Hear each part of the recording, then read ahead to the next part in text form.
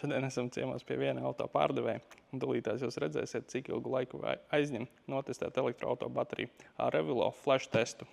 Pievienojam Avilo testu iekārtu pie mašīnas OBD portu. Esam pieslēguši iekārtu pie automašīnas, un tagad ieslēgsim aizdedzi.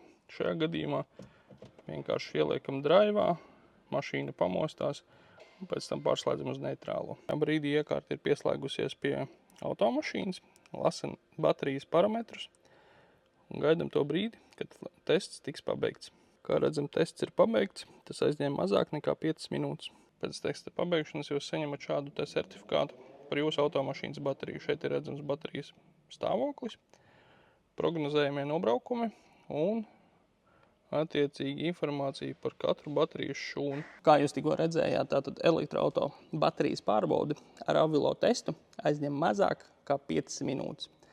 Ja tu vēlies pārbaudīt savas elektroautomašīnas vai plug-in hibrīda bateriju, vai arī vēlies pārbaudīt mašīnu pirms pirkšanas, droši sazinies ar mums kārdiagnostika.lv.